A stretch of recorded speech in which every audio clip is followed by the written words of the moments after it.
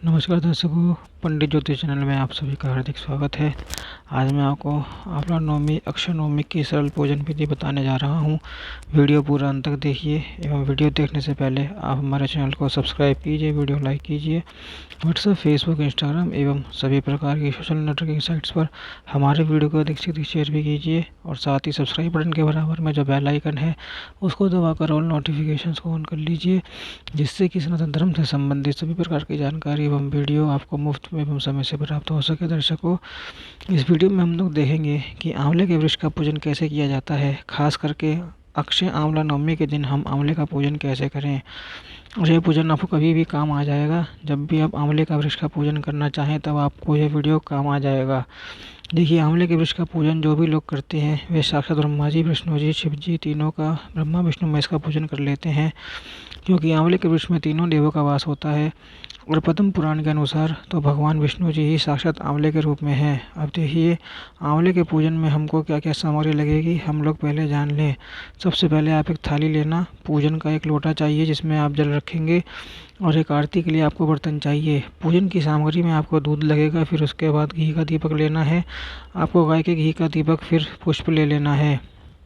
और इस पेपर में मैंने वो रखा हुआ है रोड़ी, जिसे हम लोग स्वास्तिक आदि बनाएंगे। फिर पान के पत्ते के ऊपर मिठाई रखना है, हमको नैवेद्य जिसे कहते हैं। तुलसी जी का पत्र, और यह दोना है, दोना जिसे कहते हैं दोना, यह दोना। फिर आपको धूप रखना है, धूप जलाने के लिए रखना है। फिर एक कलावा रखना है जो हम लोग रक्षा सूत्र के रूप में आंवले के वृक्ष को बांध देंगे। तो ये सब सामग्री हमको चाहिए। एक लोटे में आप लोग जल ले लेना, हो सके उसके अंदर तो गंगाजल मिश्रित कर लेना।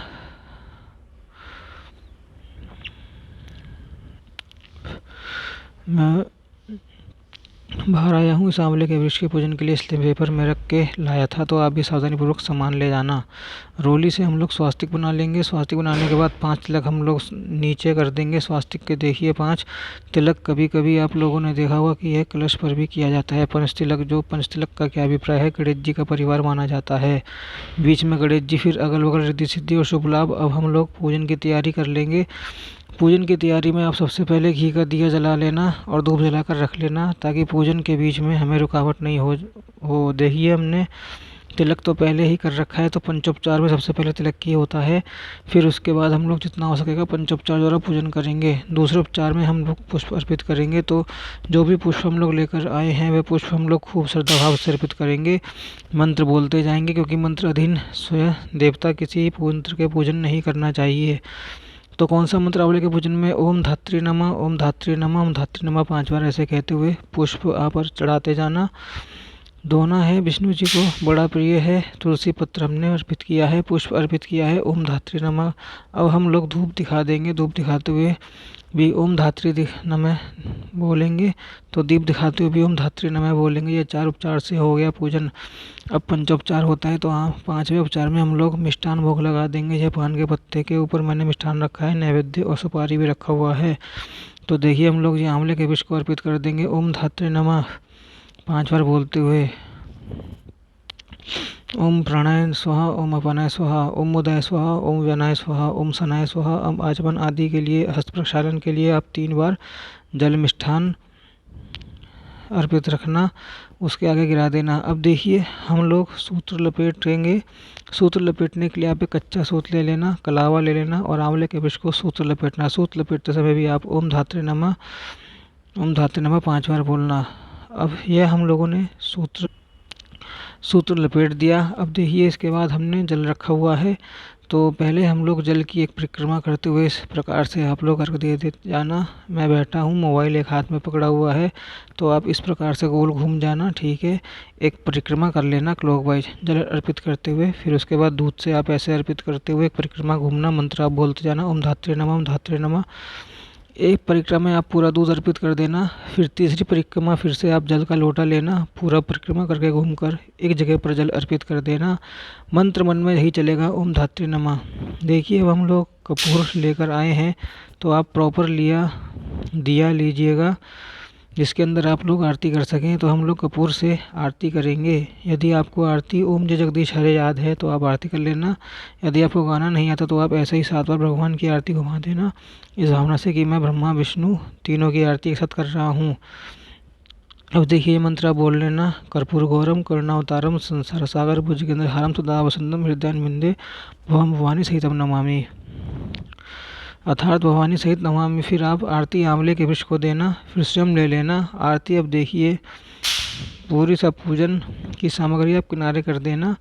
यह दीपक उठाकर आप वृक्ष के पास रख देना। देखिए मैं अक्षत नहीं लेकर आया हूँ, इसलिए मैं दीपक यहाँ पर नहीं रखूँगा, क्योंकि बिना आसन दिए धरती पर दीपक डायरेक्ट नहीं रखना चाहिए, इसलिए मैं अपनी थाली में ही रहने दूंगा। दीपक को आप लोग भूलना मत, अक्षत लेकर आना, मतलब चावल लेकर आना, चावल की ढेरी बनाना, उसके ऊपर दीपक रखना।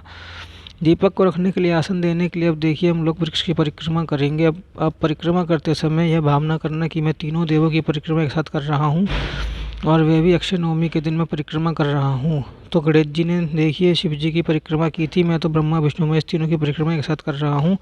इस भावना से आप आंवले के वृक्ष की परिक्रमा करना। अब देखिए मंत्र यदि आता हो तो मंत्र आप पढ़ लेना, नहीं आता हो तो ओम धात्रे नमः 5 बार बोल देना। मंत्र आता हो तो मंत्र मैं आपको सुना देता हूँ। यानी कानी च पापानि जन्मांतर कृतानि च तानि सर्वारिण्य प्रदक्षिणा पदे पदे। ये प्रदक्षिणा करने का मंत्र, प्रदक्षिणा करते हुए मंत्र पढ़ लेना। इसके बाद में आप जो पूजन सामग्री है लेकर आए हो, बच गई है, उन्हें ले जाना। बाकी जो यह दिया है और यह पुष्प है, मिष्ठान है, वही वृक्ष के पास ही आपको छोड़ जाना है। आप नैवेद्य लेकर आए हैं, एक नैवेद्य यदि आप चढ़ाते हैं तो वहीं रहने देना, क्योंकि जब जीव जंतु खाते हैं तो वही पुण्य हमें ही मिलता है। ठीक है, कुछ देर बैठकर आंवले के वृक्ष के नीचे आंवले के फल का सेवन भी कर सकते हैं, अथवा तो भोजन भी कर सकते हैं। मैं तो कहूँगा कि आप भोजन कर लेना। और दूसरी बात, आप लोगों की शंका यह होगी कि रविवार है, इस दिन नवमी है, आंवला खा सकते हैं क्या?